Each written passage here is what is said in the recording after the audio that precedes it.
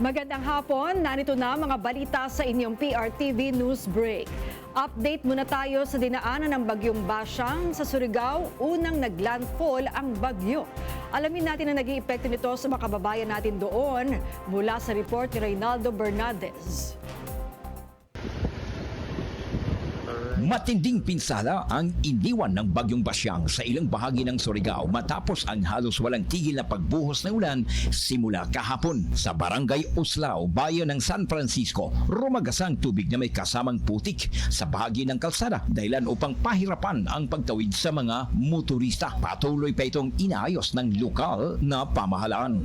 Ayon sa ilang residente, ang hindi patapos na kalsada sa itaas ng bundok ang posibleng sanhi ng mudslide. Dagdag pa nila, matagal nang nagkaroon ang ganitong insidente dahil daw malambot ang lupa sa bundok, lalo na kapag malakas ang ulan. Samantala, sa ibang bahagi ng Surigao, nakaranas din ng pagbaha ang mga residente. Pumasok ang tubig sa kanilang kabahayan at umapaw ang mga daanan at ilog. Dahil dito, agad inilikas ang mga residente sa ligtas na lugar sa tulong ng City Disaster Risk Reduction Management Office, Bureau of Fire Protection, Philippine National Police at Philippine Coast Guard, alinsunod sa kautusan ni Surigao City Mayor Pablo Dumlao. Sa kasalukuyan, unti-unti nang ibinalik ang mga evacuee sa kanilang mga tahanan. Abala rin ang mga residente sa paglinis ng kanilang mga kabahayan na pinasok ng baha. Mula sa FMR Surigao, Reynaldo Bernaldez. Inamin ni dating Senate President Franklin Drilon na hindi siya magtataka kung suspindihin ng mga kapwa mababata si Senador Bato de la Rosa. Ito'y dahil sa hindi nito pagsipot sa mga sesyon ng Senado. Sabi pa ni Drilon, hindi na rin siya magtataka kung suspindihin ang tinatawag na emoluments o yung sahod ni de la Rosa. Hindi rin maikumpara ang sitwasyon ni de la Rosa kay Representative Laila de Lima na nooy senadora na hindi rin nakadadalo noon sa mga sesyon ng Senado sa panahon ni dating Pangulong Rodrigo Duterte. Binigyang diin ni Drilon na pinipigilan si De Lima ng Administrasyong Duterte noon para makadalo sa mga sesyon sa Senado.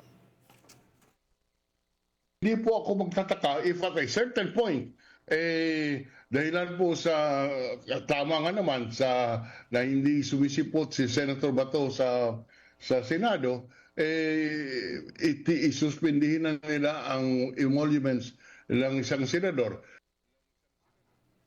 Dagdag bawas sa singil ang ipatutupad ng oil company sa susunod na linggo. Ayon kay DOE Oil Industry Management Bureau, Assistant Director Rodela Romero, base sa 4 na araw na trade monitoring sa Minoplatz, Singapore, posibleng 10 centimos na rollback ang ipatutupad sa kada litro ng gasolina, habang tataas ng 30 centimos kada litro ang iaakyat sa diesel at 5 centimos sa kerosene. Posible pa itong magbago base sa huling araw ng trading. At yan ang mga balitang nakalap ng inyong PRTV News Break. Live kami sa Free-to-Air, Beam Channel 31, Signal Channel 31 at sa YouTube. Tumutok din sa aming social media accounts sa Instagram, Facebook at TikTok sa @PRTV Prime Media. Ako po si Maan Makapagal. Magandang hapon.